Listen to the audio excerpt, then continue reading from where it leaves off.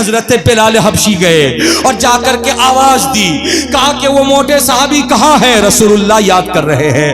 اتنا سننا تھا, وہ غیب کے رونے لگے, سوچنے لگے یا اللہ رات میں نے بڑی گستاخی کی ہے, اپنے کھڑون سے میں نے نبی کے قدم کو چھو دیا ہے, ان کے پیر پر میرا کھڑون پڑ گیا ہے, یہ گستاخی مجھ سے ہو گئی ہے, کہیں میرا خدا ناراض ہو کر میری مذمت میں کہیں قرآن کی آیت تو نہیں بھیج دیا. رات کے اس حصے میں میرے نبی مجھ کو کیوں یاد کر رہے ہیں؟ میری دنیا برباد ہو جائے گی, میرا دین برباد ہو جائے گا, میری آخرت برباد ہو جائے گی. روتے ہوئے کانپتے ہوئے رسول اللہ کی بارگاہ میں پہنچے. رسول اللہ صلی اللہ علیہ وسلم نے ان کے چہرے کو دیکھا اور دیکھ کر کے ارشاد فرمایا, اے میرے پیارے صحابی رونا بند کرو, اس رات کے اندھیرے میں نے تم کو اس لیے بلایا ہے کہ کل رات مغرب کے بعد جب تم میرے سامنے کھڑے تھے تو میں نے اپنی لاٹھی شریف سے, اپنی چھڑی سے تمہارے پیٹ پہ ایک گھوسا دیا تھا, آہستہ سے ٹچ کیا تھا, تم کو تکلیف ہوئی ہوگی, اس لیے میں معافی مانگنے کے لیے تم کو بلایا ہوں کہ مجھ کو تم معاف کر دو. کہو اللہ, کہو اللہ. ساری بیٹیاں جو شادی کے 4 سال 5 سال کے بعد گھر میں سسرال میں جھگڑا کر کے وہ اپنے میکے میں بیٹھی ہوئی ہیں, 6 مہینے ہو گئے وہ اپنے سسرال نہیں آ پاتی ہیں, پھر نتیجہ یہ نکلتا ہے کہ لڑکیاں کورٹ میں جاتی ہیں اور جا کر کے کیس فائل کرتی ہیں. آج مسلمانوں کا بہت پیسہ کورٹ میں وکیل کھاتا ہے, کورٹ میں وکیل کھاتا ہے. بہنوں کورٹ میں جانے کو کسی کو موقع مت دو. بھائیوں جھگڑا ہوگا لیکن ہر جھگڑے کا حل ہے, اسلامی قانون سے حل کرو, مفتیان اکرام سے حل کرو, شرعی قانون سے حل کرو. یہ مذہب اسلام ہے. جس کے پاس مذہب کا قانون ہوگا وہ کبھی کورٹ کا دروازہ نہیں کھٹکھٹائے گا. ارے قرآن سب سے بڑی کتاب ہے, اس کتاب کے آگے کوئی کتاب نہیں, اور قرآن میں کتاب زندگی ہے. پیدا ہونے کے بعد سے لے کے موت تک اور موت کے بعد سے لے کے حشر تک ساری چیزوں کا قانون قرآن میں موجود. سبحان اللہ, سبحان اللہ. یار سے بول دیئے سبحان اللہ, سبحان اللہ. میرے بزرگ اور دوستو, میں آپ کے سامنے یہ بیان کر رہا تھا, اسلام سچا مذہب ہے. بولیے نا بھائی, اسلام, پیار سے بولیے, اسلام سچا مذہب ہے. اور جب اسلام سچا مذہب ہے تو اسلام کے پیروکار فالوور مسلمان اچھی قوم ہے. ارے بولیے نا بھائی, مسلمان اچھی قوم ہے. مسلمان سے بڑھ کر کے کوئی قوم اچھی نہیں, سب سے اچھی قوم کا نام مسلمان ہے. ارے بول دیجئے سب سے اچھی قوم کا نام, ارے بولیے سب سے اچھی قوم کا نام مسلمان ہے. سب سے اچھی قوم کا نام مسلمان ہے. اس لیے کہ مسلمان اس نبی کا کلمہ پڑھتا ہے جو نبی اپنی امت سے بہت محبت کرتے ہیں. اس نبی نے جتنی محبت کیا اتنی محبت کوئی نہیں کر سکتا. ایک بیٹے کے لیے ماں نہیں کر سکتی, ایک بھائی کے لیے دوسرا بھائی نہیں کر سکتا, اولاد کے لیے باپ نہیں کر سکتا, مقتدی کے لیے امام نہیں کر سکتا, مرید کے لیے پیر نہیں کر سکتا. سب سے زیادہ محبت خدا کی مخلوق میں مصطفیٰ جان رحمت اپنی امت سے کیا کرتے. سبحان اللہ, سبحان اللہ. اور جو امت سے کرتے ہیں تو امت کا بھی کام یہ ہے کہ سب سے زیادہ محبت اپنے نبی سے کرے. جھوم کے بول دیجئے نا, سبحان اپنے اللہ نبی سے کرے. اس لیے اے چاند پاڑا آنے والوں, میں تمہیں مبارکباد دیتا ہوں کہ تم نے آج کے جلسے میں شرکت کر کے دنیا والوں کو بتایا ہے کہ نیند قربان نبی کے لیے, سبحان اللہ, دولت خرچ نبی کے لیے, سبحان اللہ, اپنے جسم کی طاقت خرچ نبی کے لیے. جس نبی نے رات بھر جگ کر کے امت کے لیے دعا کیا اس نبی سے بڑا محسن کوئی نہیں ہے. اسی لیے سنیو, اس پیارے نبی صلی اللہ علیہ وسلم سے ایسی محبت تم کرتے ہو جو مثالی محبت ہوتی ہے. جلوس محمدی تم نکالتے ہو, میلاد النبی تم سجاتے ہو, جلسہ تم کرتے ہو, مصطفیٰ جان رحمت کی نعت تم پڑھتے ہو, صلاۃ و سلام تم پڑھتے ہو, اذان میں نبی کا نام سن کر کے انگوٹھا تم چومتے ہو. لیکن اسی دنیا میں کچھ ایسے بھی لوگ ہیں جن کو وہابی کہا جاتا ہے, جن کو دیوبندی کہا جاتا ہے, جن کو اہل حدیث کہا جاتا ہے، جن کو پھرپھرا والا کہا جاتا ہے، جن کو سلح کلی کہا جاتا ہے، وہ نبی کا کلمہ تو پڑھتے ہیں مگر سچی محبت نبی سے نہیں کرتے، اچھی محبت نہیں کرتے. اور یہ پہچان ہے کہ کسی غیر سے جب پوچھو گے اپنے نبی کا نام بول، تو جب بھی وہ کہے گا یہی کہے گا محمد صلی اللہ علیہ وسلم نے کہا، محمد صلی اللہ علیہ وسلم نے کہا، محمد صلی اللہ علیہ وسلم نے کہا، محمد صلی اللہ علیہ وسلم نے کہا. لیکن سنی جب اپنے نبی کا نام لے گا تو تڑپ کے کہے گا میرے پیارے آقا نے کہا. جھوم کے بولیے میرے پیارے مصطفیٰ نے کہا، اللہ کے مقدس نبی نے کہا، نبیوں کے امام نے کہا، رسولوں کے سلطان نے کہا. حضرات ادب کا بہت بڑا مقام ہے. جو بے ادب ہے، گستاخ ہے، وہ نبی کا نام بھی گستاخی میں لیتا ہے. لیکن سنیوں تم ادب والے ہو، محبت والے ہو، پیار والے ہو، اپنے نبی کا نام بھی لیتے ہو تو محبت اور ادب سے سبحان لیا. اللہ سبحان اللہ پیار سے بولیے سبحان اللہ. سبحان اللہ. اور جب بات آ گئی ہے تو توجہ کے ساتھ سنیے نبی کتنی محبت کرتے ہیں. ایک جنگ سے صحابہ اکرام کو لے کر کے مصطفیٰ جان رحمت واپس ہو رہے تھے. ایک جگہ پہ پڑاؤ ڈالا، ٹھہر گئے. مصطفیٰ نے پیارے نبی نے فرمایا کہ اے میرے چاہنے والوں یہیں پہ ٹھہر جاؤ، آرام کر لو، آرام کر لو. اس کے بعد جب تھکاوٹ دور ہو جائے گی تو سفر شروع کریں گے. ایسے عالم میں مغرب کی نماز کا وقت ہو گیا. خیمے لگا دیے گئے، ہر خیمے میں 2-2 4-4 صحابی رہنے لگے. جیسے مغرب کی نماز کا ٹائم آیا، صحابہ اکرام اپنے اپنے خیمے سے نکل کر کے گئے. نبی کی ابتدا میں نماز مغرب پڑھیں گے. پیارے نبی صلی اللہ علیہ وسلم نے نماز پڑھائی مغرب کی. مغرب کی نماز کے بعد صحابہ نے سوچا کہ رسول اللہ کی دستبوسی کریں، ہاتھ چومیں، مصافحہ کریں. ایک لائن سے نبی کی بارگاہ میں صحابہ آتے رہے دستبوسی کرنے کے لیے. لیکن انہی صحابہ میں ایک صحابی تھے موٹے، جن کا بدن بہت زیادہ تھا اور پیٹ کا کچھ حصہ بھی نکلا ہوا تھا.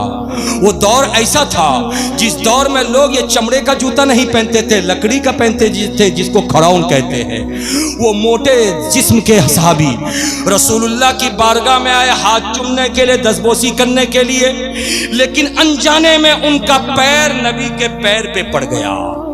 جیسے نبی کے پیر پر پڑا میرے رسول کو تھوڑی سی تکلیف محسوس ہوئی، اور جیسے تکلیف محسوس ہوئی رسول اللہ نے اپنے عصا کو نکالا، لاٹھی شریف کو، اور نکال کر کے لاٹھی سے صحابی رسول کے پیٹ میں سرکار نے ایک آہستہ سا ٹچ کیا اور ارشاد فرمایا کہ ارے ہاتھ چومنے آئے، دستبوسی کرنے آئے، مصافحہ کرنے آئے، میرے پیر کو تو چھوڑو.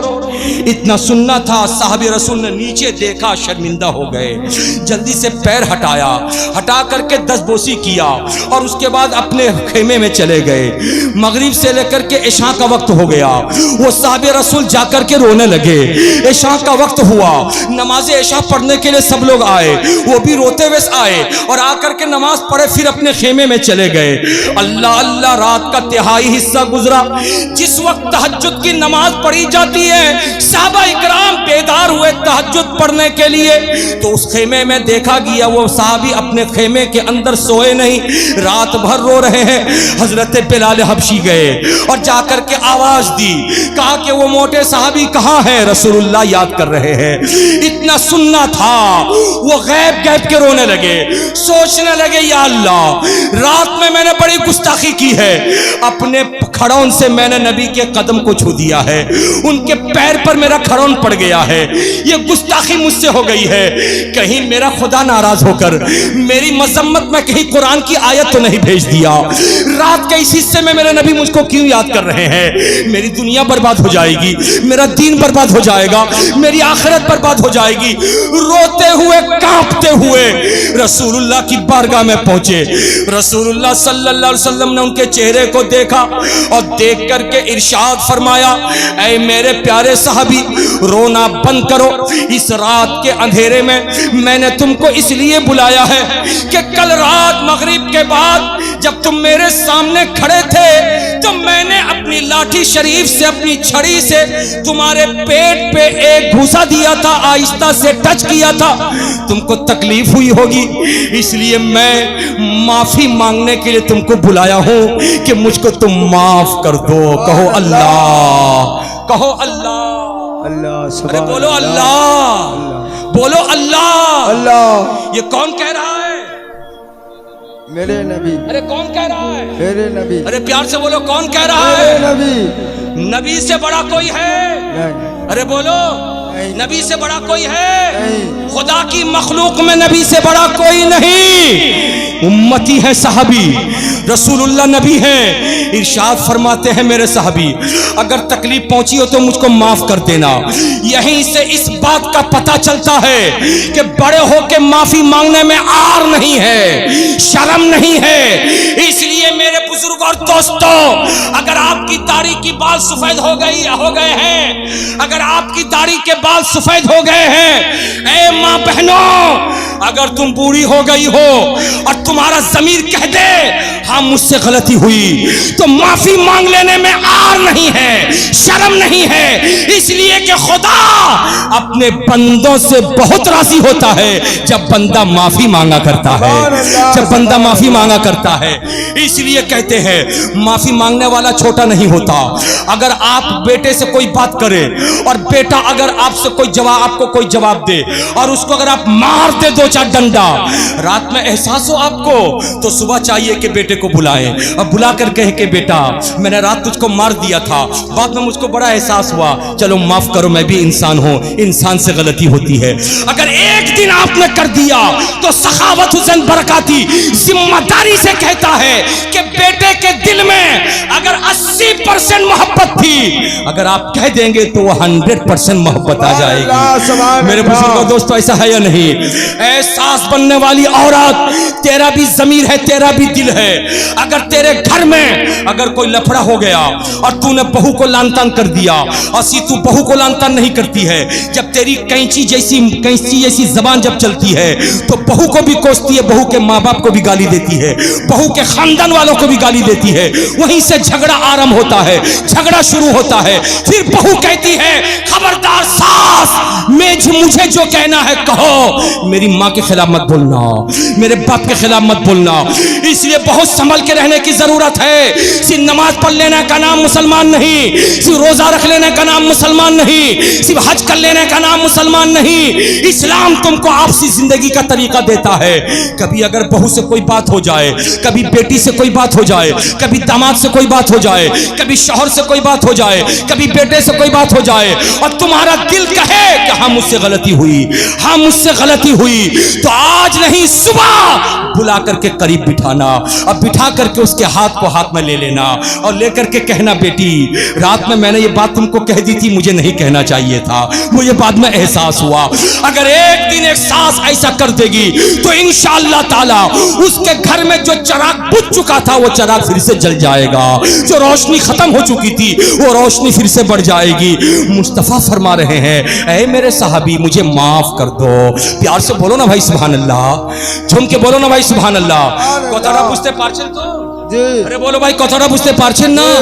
کون کہہ رہا؟ نبی کہہ رہے ہیں, یعنی رسول اللہ فرما رہے ہیں مجھے, بولو بھائی مجھے, پیار سے بولیے مجھے معاف کر دو. صحابی رسول ہیں, جیسے نبی نے کہا مجھے معاف کر دو, صحابی رسول اور تیز رونے لگے, رو رو کے کہنے لگے یا رسول اللہ غلطی تو آپ کی نہیں ہے, غلطی تو میری ہے کہ میں ہاتھ چومنے آیا تھا, میرا پاؤں آپ کے پاؤں پہ پڑ گیا تھا, آپ کو تکلیف ہوئی تھی, معافی میں مانگوں گا, آپ معافی نہ مانگے. جیسے رسول اللہ نے سنا ایک پیارا سا جواب دیا. اس جواب کو بھی سنو اے چاند پڑا آنے والوں, اس جواب کو سنو. نبی ارشاد فرماتے ہیں اے میرے صحابی یہ صحیح ہے کہ تیرے پاؤں سے میرے پاؤں کو تکلیف پہنچی, لیکن بول کیا تو نے جان بوجھ کے کیا تھا یا انجانے میں؟ کہنے لگے نہیں یا رسول اللہ جان بوجھ کے نہیں کیا تھا, انجانے میں کیا تھا. نبی کہتے ہیں تو انجانے میں میرے پاؤں پہ پاؤں رکھا تھا, تجھے معلوم نہیں تھا, لیکن میں نے جب چھڑی تیرے پیٹ میں چبویا تھا میں تو جان بوجھ کر کے چبویا تھا, میں انجانے میں نہیں چبویا تھا, اس لیے تو مجھے معاف کر دے, مجھے معاف کر دے, مجھے معاف کر دے. نبی فرما رہے مجھے معاف کر دے, نبی فرما رہے مجھے معاف کر دے. لاؤ دنیا کے کسی ایک آدمی کو جو قائد بھی بنے, لیڈر بھی بنے, اور اپنے ماتحت رہنے والوں کے سامنے کہتا ہوں مجھے معاف کر دے. مسجد کے امام کو لاؤ, کسی پیر کو لاؤ, کسی مدرسے کے ٹیچر کو لاؤ, کسی اسکول کے ٹیچر کو لاؤ, کسی کالج کے پروفیسر کو لاؤ، کسی باپ کو لاؤ، کسی سسر کو لاؤ، کسی ساس کو لاؤ، کسی ماں کو لاؤ، کسی خالہ کو لاؤ، فہرست خالی نظر آئے گی۔ لیکن مسلمانوں کا نبی ہے کہ جو آج صحابی سے کہہ رہا ہے مجھے معاف کر دے، مجھے معاف کر دے، مجھے معاف کر دے۔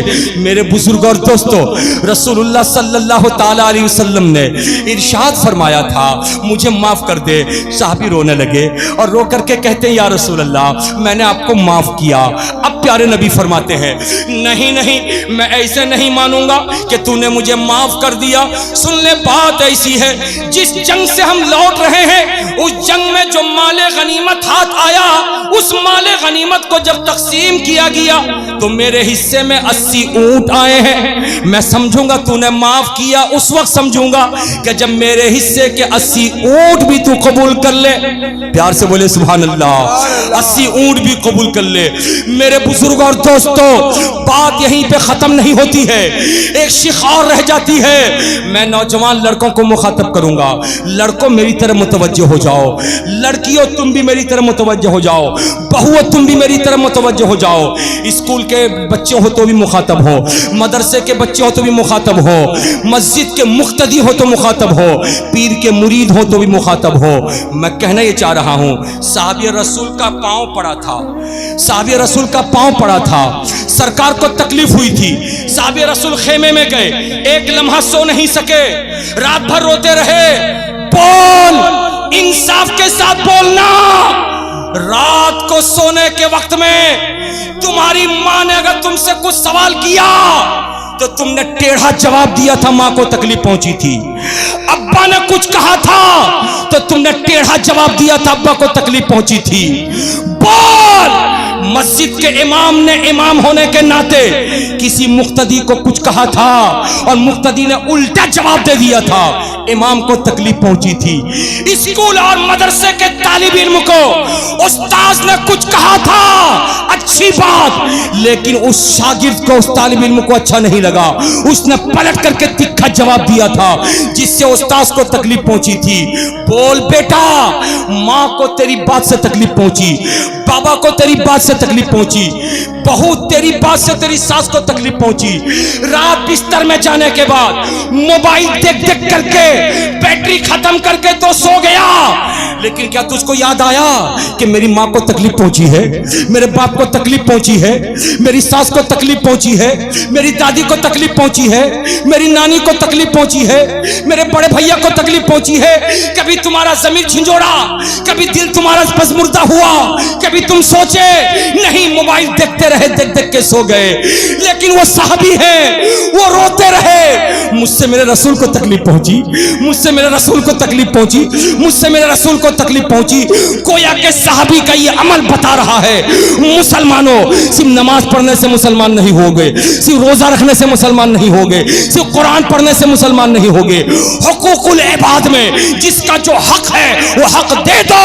بیٹا ماں کو حق دے، ماں بیٹے کو حق دے، استاد شاگرد کو حق دے، شاگرد استاد کو حق دے، باپ بیٹے کو حق دے، بیٹا باپ کو حق دے، پیر مرید کو حق دے، مرید پیر کو حق دے، بڑا بھائی چھوٹے بھائی کو حق دے، چھوٹا بھائی بڑے بھائی کو حق دے، ساس بہو کو حق دے، بہو ساس کو حق دے۔ یہ حقوق العباد ہے، جو حقوق العباد ادا کرتا ہے خدا کا پسندیدہ بندہ۔ نعرہ تکبیر، نعرہ رسالت، نعرہ حیدری، پیر کا نام، پیر علیہ کا نام، خدا بابا کا نام، نعرہ تکبیر، نعرہ رسالت۔ پیار سے بولے سبحان اللہ، جھوم کے بولے سبحان اللہ۔ কেমন লাগছে আপনাকে? আরে বলো না ভাই, ভালো, কেমন লাগছে আপনাকে? ভালো। सुभान अल्लाह। चांद पर आने वालों मुबारक हो तुम्हें, माँ बहनों मुबारक हो तुम्हें। आई हो दिल खोल करके मस्जिद के लिए चंदा दे के जाना।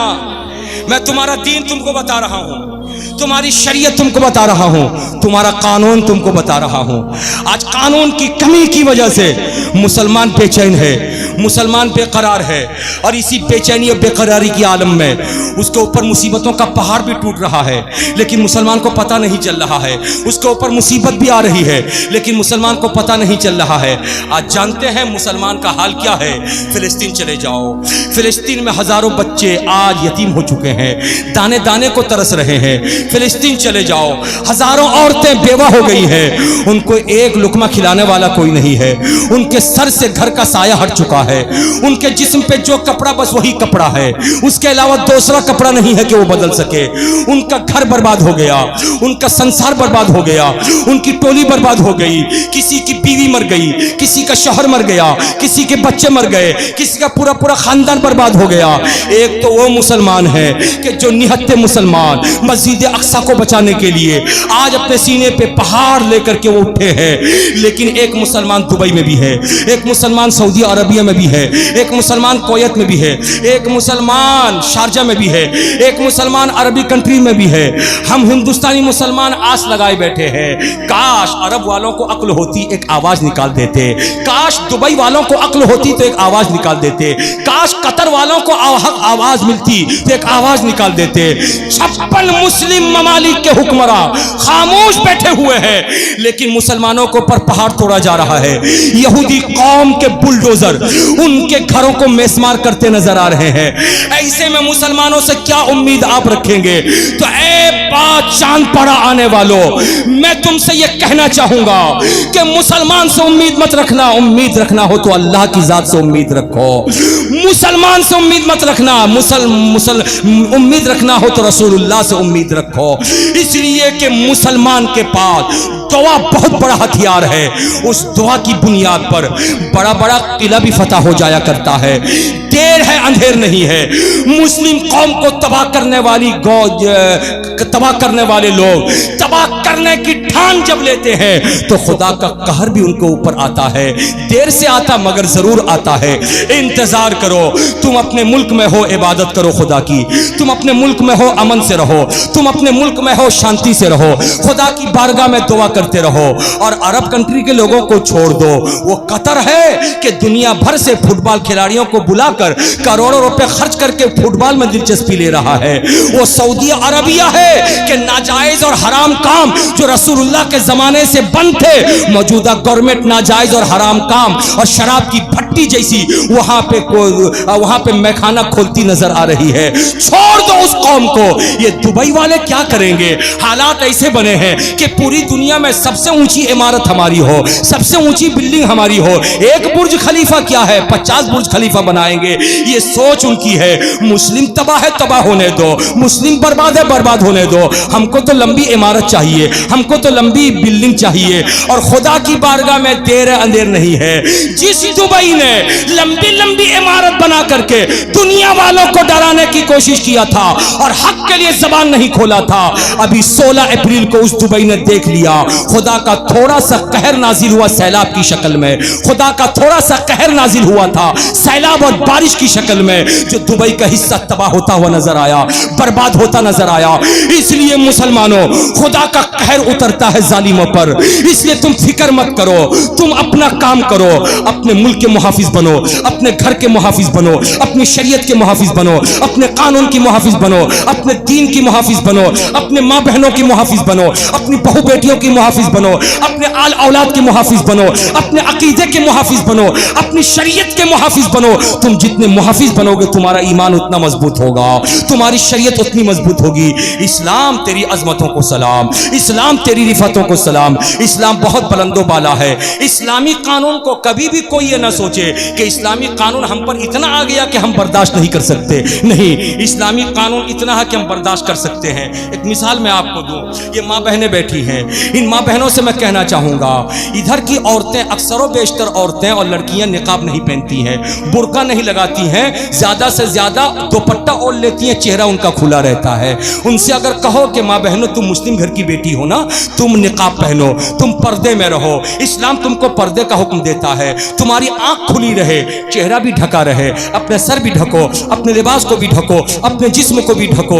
ये भाई है کہتا ہے تو یہ عورت نہیں مانتی، باپ کہتا ہے تو عورت نہیں مانتی، شوہر کہتا تو عورت نہیں مانتی، اور نہیں مان کر کے جب چند عورتیں ایک جگہ بیٹھتی ہیں تو پھر وہ کہتی ہیں ارے چھوڑ مولانا لوگوں کو، یہ مولانا لوگوں کو کیا ہے، یہ تو ہمارے خلاف بولتے ہیں، خالی ہم کو بولتے پردے میں رہو، پردے میں رہو، پردے میں رہو۔ دنیا کہاں سے کہاں پہنچ گئی، اسلام یہی کہتا پردے میں رہو۔ ہم کو تو گرمی میں برداشت نہیں ہے، ہم تو نقاب نہیں پہن سکتے، ہم تو چہرہ نہیں ڈھک سکتے، یعنی اسلام کے قانون کو بوجھ سمجھ لیا۔ کبھی مرد بوجھ سمجھتا، کبھی عورت بوجھ سمجھتی ہے۔ میں کلیئر کر دینا چاہتا ہوں، اسلام جیسا پاکیزہ مذہب کسی پر بوجھ نہیں بنا۔ قرآن کہتا لا یکلف اللہ نفسا الا وسعها، خدا نے قانون میں اتنا ہی دیا ہے جتنا ہم برداشت کر سکتے تھے۔ ہم جتنا برداشت نہیں کر سکتے تھے خدا نے ہم کو نہیں دیا ہے، اس کو مان کر کے آپ چلو۔ گویا کہ ہم خود اپنے اوپر وبال لے چکے ہیں، ورنہ خدا کا قانون تو صاف اور ستھرا تھا۔ آؤ میں آپ کو دکھاتا ہوا گزرو۔ نماز کتنے وقت آپ پڑھتے ہیں؟ بولیے پیار سے، پیار سے بولیے۔ 5 وقت کی نماز پڑھتے ہیں، لیکن 5 وقت کی نماز آئی تھی یا 50 وقت کی آئی تھی؟ بولو نا بھائی، 50 وقت کی آئی تھی، لیکن 50 وقت کی نماز ہم پر بھاری پڑ جاتی، خدا نے کمی کیا، 45 معاف کر کے 5 ہمیں عطا فرما دیا۔ جھوم کے بول دیئے نا سبحان اللہ، پیار سے بول دیئے سبحان اللہ۔ کتنا اچھا قانون ہے، 50 وقت نہیں پڑھ سکتے تھے، اسلام نے ہم کو 5 وقت کی نماز عطا کیا۔ حضرات یہ دیکھیے ترمیم، روزہ ہم اور آپ رکھتے ہیں، لیکن روزہ کب سے کب رکھتے ہیں؟ فجر کے وقت سے لے کر کے مغرب تک رکھتے ہیں، یہی نہ ہے روزہ بھائی؟ مغرب کے بعد سے لے کے دوسرے دن فجر تک جتنا کھانا چاہے کھا لے، جتنا پینا چاہے پی لے۔ حضرات یہ ہمارا روزہ ہے، لیکن یاد کرو آج سے برسہ برس پہلے، 1400 سال پہلے وہ روزہ کتنا کٹھن تھا کہ جب روزہ شروع میں اترا تھا تو بہت لمبا روزہ تھا، چھوٹا روزہ نہیں تھا۔ ابھی تو مغرب سے لے کے دوسرے دن فجر تک ہم کھاتے ہیں، لیکن جب نیا روزہ کا قانون آیا تھا مغرب سے لے کے عشاء تک کھانے پینے کا حکم تھا، اور جیسے عشاء کا وقت ہو جاتا کھانا بند، پینا بند، پھر دوسرے دن مغرب تک ویسے ہی بھوکا رہنا ہے، ویسے ہی پیاسا رہنا ہے۔ بولو لمبا روزہ تھا یا نہیں تھا؟ ارے بولو نا بھائی، لمبا روزہ تھا یا نہیں تھا؟ لیکن میرے خدا کا کرم ہے، بزرگان دین کی عنایت ہے، صحابہ کرام کی زندگی ہے، رسول اللہ کی دعا ہے کہ خدا نے کرم فرمایا، بڑے روزے کو چھوٹے روزے سے بدل دیا۔ آؤ میں آپ کو بتاتا ہوا گزرو۔ اللہ اللہ، پیارے نبی صلی اللہ علیہ وسلم کے ایک صحابی ہیں جن کا نام حضرت ابن قیس ہے۔ حضرات میں آخری وقت میں ہوں، آخری پوزیشن میں ہوں، بالکل 5 سے 7 منٹ کی تقریر، اور آپ مجھ میری سنیں گے توجہ کے ساتھ، اس روایت کو سن لے، اور اس کے بعد پھر میں تقریر کو سمیٹنے کی کوشش کروں۔ پیار سے بول دیے سبحان اللہ، ہاتھوں کو اٹھا کے بولے سبحان اللہ، ہاتھوں کو لہرا کے بولے یا رسول اللہ۔ حضرات توجہ حاضر کیجئے، ایک صحابی رسول ہے جن کا نام حضرت ابن قیس ہے۔ ابن قیس کھیت میں کام کرنے والے صحابی ہیں، دن میں کھیت میں کام کرنے کے لیے گئے، رات مغرب کے بعد وہ گھر واپس آئے، مغرب ہو جانے کے بعد واپس آئے، افطار کا وقت ہو چکا تھا، سب لوگ افطار کر چکے تھے، وہ بعد میں گھر پہنچے۔ جب گھر پہنچے دن بھر کے روزے دار تھے، بیوی سے کہا میں روزے سے ہوں، افطار نہیں کیا ہوں، جلدی سے کچھ لاؤ، پکا کے لاؤ، بنا کے لاؤ، میں کھا لوں، روزہ افطار کر لوں۔ حضرات آج کی طرح امیری نہیں تھی، بڑے غریبی میں زندگی گزارا صحابہ کرام نے۔ بیوی گئی اور کھانا تیار کرنے لگی، اللہ اللہ، کھانا تیار کرتے کرتے اتنا وقت لگ گیا کہ جب کھانا بنا کے لے کر کے آئی ہے تو عشاء کا وقت ہو گیا، اور جب عشاء کا وقت ہو گیا تو صحابہ رسول نے دیکھا اب تو کھانے کی اجازت نہیں، اب تو پینے کی اجازت نہیں، کھانا موجود تھا مگر کھایا نہیں، پانی موجود تھا مگر پیا نہیں، اسی حالت میں دوسرے روزے کی نیت کر لیا۔ رات گزر گئی، دوسرا دن آیا، دوپہر ڈھلتے ڈھلتے آپ کے اوپر بے ہوشی طاری ہو گئی۔ رسول اللہ صلی اللہ علیہ وسلم کے صحابہ سرکار کی بارگاہ میں موجود ہیں، سرکار نے पूछा था सहाबा से, मेरे सहाबा इब्ने कैस नजर नहीं आ रहे हैं। सहाबा ने अर्ज किया या रसूल अल्लाह वो अपने घर पे हैं। जब लोग गए उनको बुलाने के लिए तो बेहोशी के आलम में थे। सहाबा दौड़े हुए आए, या रसूल अल्लाह इब्ने कैस तो बेहोश पड़े हुए अपने घर पे, उनको होश नहीं है। रसूलुल्लाह ने पूछा था उनकी बीवी से, पूछो बेहोश होने की वजह क्या है। बीवी ने बताया था कि पूरा दिन रोजे से रहे, इफ्तार करने के लिए मुझसे का इंतजाम करो। मैं इंतजाम करके लाते लाते इशा का वक्त हो गया, अब खाए नहीं पिए नहीं, फिर से रोजे की नियत कर लिए। जैसे सुना मेरे रसूल ने रोने लगे, आंखों से आंसुओं के कतरात बह गए, हाथों को रब की बारगाह में उठाया, अपनी उम्मत के दुखड़े को पेश किया, अपनी उम्मत की तकलीफ को पेश किया।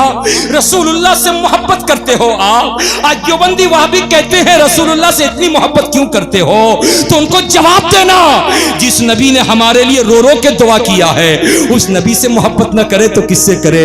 नबी हाथों को उठाते हैं और उठाकर रब की बारगाह में फरियाद करते हैं, ऐ मेरे परवरदिगार, मेरी ये गुनहगार उम्मत कमजोर उम्मत है, नहीफो नातवा उम्मत है, मेरे परवरदिगार रोजा बहुत लंबा है, इतना लंबा रोजा मेरे कलमा पढ़ने वाले नहीं रख पाएंगे। ऐ मेरे परवरदिगार इतना लंबा रोजा मुझे चाहने वाले नहीं रख पाएंगे। या अल्लाह मैं तेरा प्यारा नबी, ऐ अल्लाह मैं तेरा प्यारा हबीब, मैं दुआ करता हूँ मेरी उम्मत के लिए रोजे को आसान कर दे, मेरी उम्मत के लिए रोजे को आसान कर दे, मेरी उम्मत के लिए रोजे को आसान कर दे। रसूल रो रहे थे, खुदा की रहमत मचल रही थी। जिब्रील अमीन को हुक्म हुआ, ऐ जिब्राइल मेरा महबूब रो रहा है, उम्मत के लिए फरियाद कर रहा है, जाओ कुरान की आयत लेकर के जाओ और जाकर के रोजे को छोटा होने का हुक्म दे दो। कुरान की आयत लेकर के जिब्रील आ गए, चुनांचा आयत ये थी, कुलू वशरबू हत्ता यतबय्यन लकुमुल खैतुल अबयदु मिनल खैतिल अस्वद मिनल फज्र। कहो सुभान अल्लाह, झूम के कहो सुभान अल्लाह, प्यार से कहो सुभान अल्लाह, हाथों को उठा के कहो या रसूल अल्लाह। महबूब के पास जाओ और जाकर कुरान की आयत सुना दो। कुरान की आयत जिब्रील जैसे लेकर के आए, रसूलुल्लाह को सुनाया तो रसूलुल्लाह ने खुशी में उठ करके सदाए हक बयान किया और इरशाद फरमाया, मेरे सहाबा मेरे खुदा ने मेरी दुआ कबूल कर ली, अब रोजा आसान हो गया, अब रोजा छोटा हो गया।